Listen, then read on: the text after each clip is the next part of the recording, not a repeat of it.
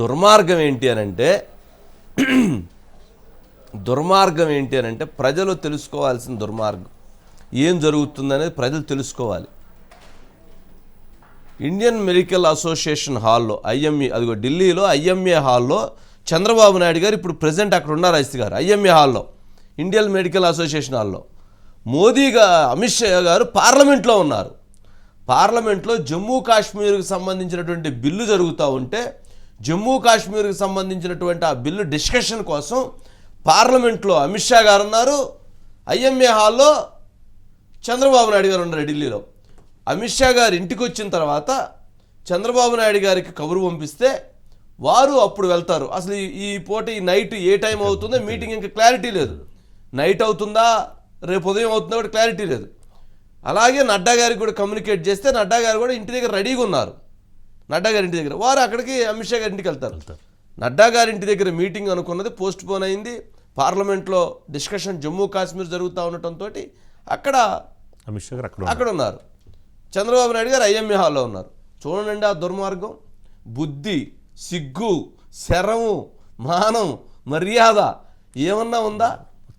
అదే చూడండి. అసలు చంద్రబాబు నాయుడు గారు అమరావతిలోనే ఎక్కడో గుళ్ళో కాళ్ళ దండం పెట్టుకున్న ఫోటోని తీసి, అమిత్ షా గారు ఎక్కడో ఇంకో దగ్గర ఉన్నటువంటి దాన్ని తీసి ఈ రెండింటిని మ్యాచ్ చేసి ఆయన కాళ్ళకి దండం పెడుతున్నారని చెప్పి ఫోటో రిలీజ్ చేశారు.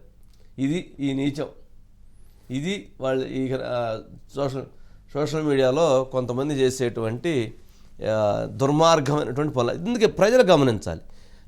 కుదిరితే ఇప్పుడు ఏదైతే ఇచ్చేసారో, ఎప్పుడైనా చంద్రబాబు నాయుడు గారు కనుక ఎప్పుడైనా ఏదైనా సందర్భంలో గొడ్డలు పట్టుకొని ఉంటే ఆ గొడ్డల్ని తీసుకొని వైఎస్ వివేకానంద రెడ్డిని తీసుకొచ్చి ఆ గొడ్డలతోటి నరుగుతున్నట్టుగా ఒక యానిమేషన్ క్రియేట్ చేసి దీన్ని వీడియోగా రిలీజ్ చేసి చంద్రబాబు నాయుడు గారు నరుగుతున్న వీడియోని మేము సంపాదించామని చెప్పని దాన్ని కూడా బయటికి రిలీజ్ చేసేటువంటి ఈ దుర్మార్గమైనటువంటి వ్యవస్థలు ప్రస్తుతం ఉన్నాయి. ఇంతకంటే అంటే వాళ్ళు భేటీయే జరగల. ఆయన భేటీ జరిగినట్టు, భేటీకి వెళ్ళగానే ఆయన కాళ్ళు ముక్కినట్టు, వాళ్ళిద్దరి మధ్య సీట్లు సర్దుబాటు జరిగినట్టు, సీట్ల అనౌన్స్మెంట్ కూడా జరిగినట్టు చేస్తున్నారంటే ఇక వారిని ఏ రకమైనటువంటి వ్యక్తులుగా సంబోధించాలి, ఏ రకమైనటువంటి నీచమైనటువంటి దీనిగా సంబోధించాలి అనేటువంటిది ప్రజలు ఆలోచించుకోవాలి. ఇది ప్రజలు తెలుసుకోవాల్సిన అంశాలు. అంటే ఎంతటి దుర్మార్గాలు జరుగుతున్నాయి అంటే ఇప్పుడు ఆయన కాళ్ళకి దండం పెట్టడం వల్ల లేకపోతే ఆయన ఇది చేయటం వల్ల జరిగేది కాదు. ఈయన వయసులో పెద్దవాడు అమిత్ షా గారి కంటే. ఆయన ఎందుకు కాళ్ళకి దండం పెట్టుకుని సరే పెట్టారు అని అనుకునేదాన్ని అంటే పెట్టారు అని ప్రచారం చేయటం. అంటే ఆయన ఎంత తగ్గాడు, రాజకీయపరమైన వ్యూహం చూసారా ఆయన ఇది చేయటం. అంటే మనం గతంలో గమనిస్తే జగన్మోహన్ రెడ్డి గారు తిరుపతి ఎయిర్పోర్ట్లో నరేంద్ర మోదీ గారు దిగినప్పుడు ఇలా అన్నారు, నమస్కారం కాళ్ళ నమస్కారం పెట్టే విధంగా అన్నారు. నార్త్లో అదేం తప్పు కాదు, పెద్దలకు నమస్కారం పెట్టడంలో తప్పేం లేదు. మోదీ గారు చీఫ్ మినిస్టర్, సరే కొంత డిగ్నిఫైడ్గా ఉండి కొంతమంది ఉంటారు, కొద్దిగా సరే బ్లెస్సింగ్స్ ఉంటే బాగుండు అనేటువంటి వాళ్ళు కొద్దిమంది. అంటే దాన్ని ఎలా అయితే అప్పుడు ట్రోల్ అయిందో, అది ఎలా అయితే చర్చ జరిగిందో, దాన్ని అదేమైనా కళ్ళ ముందు జరిగిన అంశం అందరూ చూస్తుండగా దీన్ని ఒక మార్ఫింగ్ చేసి ఈయన ఎలా ప్రాధేయపడుతున్నాడు అనే దాన్ని ఎస్టాబ్లిష్ చేయటం కోసం ఇంతటి వైసీపీ సోషల్ మీడియా ఎంత తయారైందంటే ఎప్పుడైతే షర్మిల గారు జగన్కి వ్యతిరేకంగా మాట్లాడడం ప్రారంభించారో, షర్మిల వైఎస్ రాజశేఖర రెడ్డి గారు కూతురు కాదు పెంపుడు కూతురు అని ఏంటంటే ఇప్పుడే ఎవరైతే ఆ వే2 న్యూస్ వాళ్ళకి సంబంధించి వాళ్ళు ఏం చెప్తున్నారంటే అసలు మేము అసలు ఈ ఆర్టికల్ వేయలేదు, ఈ ఆర్టికల్ ఎవరు వేసారో కూడా మాకు తెలియదు, అసలు అది కాపీ రైట్ చేశారని వాళ్ళు వాళ్ళ దగ్గర నుంచి అంటే సంబంధించినటువంటి వాళ్ళు ఇస్తున్నటువంటి సమాచారం ఫేక్ అని చెప్పని వాళ్ళు చెప్తున్నారు. ఇది అది ఏమి చెప్పవాలే రాజుగారు, ప్రజలే చెప్పవాలి, మనం ఏం చెప్పవాలి ఇకనా వైసీపీ. అదే సార్ సోషల్ మీడియాలో మరి ఎప్పుడైతే షర్మిల ఎగ్నెస్ట్గా మాట్లాడిన వెంటనే మరి ఆవిడ వైఎస్ఆర్ కూతురు కాదు పెంపుడు కూతురు అని మరి చూడండి, మరి వాళ్ళ నాయకుడు కూతురు పైన అబండాలు వేస్తున్నారు. అంటే సరే ఇప్పుడు కొన్ని సందర్భాల్లో కొంతవరకు చేయడం కరెక్ట్ కానీ, బట్ ఇది మరీ పరిధికి మించి చేయటం అనేటువంటిది బాగాలేదు, నిజంగా ఉంది. సరే ఐస్ గారు అన్నారా? ఐస్ గారు వంశీ గారు. ఏందండి ఇది దుర్మార్గం, మరీ బరి తెగించేసిన పరిస్థితులు ఉన్నట్టుండే, మరీ బరి తెగించేసి నడుస్తున్న పరిస్థితులు ఉన్నట్టుండే.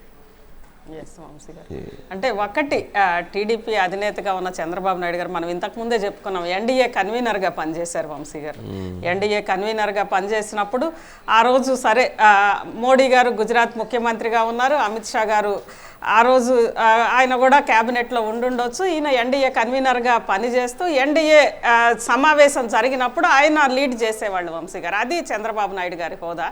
మరి ఆ కన్వీనర్గా పనిచేసిన వ్యక్తి ఒకవేళ రాజకీయాల్లో ఏదైనా అటు ఇటు అయి ఉండొచ్చు, టీడీపీ అధికారంలో కోల్పోయి ఉండొచ్చు, లేదంటే ఏమన్నా జరిగి ఉండొచ్చు. 14 ఏళ్ళు ముఖ్యమంత్రిగా పనిచేసిన వ్యక్తి, అందున ఆ రోజు ఎన్డీఏ పాలసీస్ కూడా అనేక పాలసీస్లో కూడా చాలా యాక్టివ్గా పాలు పంచుకున్న వ్యక్తి. దాంతోపాటు ఆయన రాష్ట్రపతి అభ్యర్థితో సహా తన పంతం నెగ్గించుకున్న వ్యక్తి ఎన్డీఏలో. అలాంటి వ్యక్తి ఈ ఫోటోలు అనేవి జనరల్గా ఆంధ్రప్రదేశ్ ప్రజలైతే నమ్మరు వంశీ గారు. సరే ఇక సోషల్ మీడియా వచ్చినాక అవి ఎటు నుంచి ఎటు ట్రోల్ అవుతున్నాయి. ఇంతకుముందు మనం చెప్పుకున్నాం కదా, మన సీతారామరాజు గారు కూడా చెప్తున్నారు కదా వంశీ గారు, షర్మిల వైఎస్ కూతురుగానే కాదు పెంపుడు కూతురు అని ఆ రేంజ్ వరకు వచ్చినాయి. అంటే జనరల్గా సోషల్ మీడియా ప్రచారం అనేది కొంతవరకు ఇంపాక్ట్ అవ్వచ్చు, కానీ ఇలాంటి ఫేక్ ప్రచారాలు ప్రజలందరూ కూడా చూసిన చరిత్ర కదా వంశీ గారు. 99 నుంచి 99 అంటే ఎంతో కాదు కదా, దాదాపు ఒక 20 ఏళ్ళు 25 ఏళ్ళు అంతే.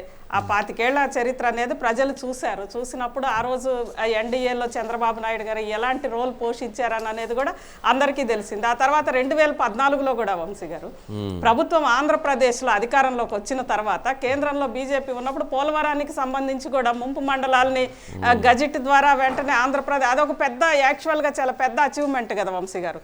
అది సాధించుకున్నారు. దాదాపు ఆ సాధించుకునే క్రమంలో ప్రత్యేక హోదా అనే దగ్గర డెడ్ లాక్ అయింది. సరే ఇటు నుంచి రెచ్చగొట్టారు, దానికి సంబంధించి ఏం జరిగింది అనేది మనం చూసాం వంశీ గారు.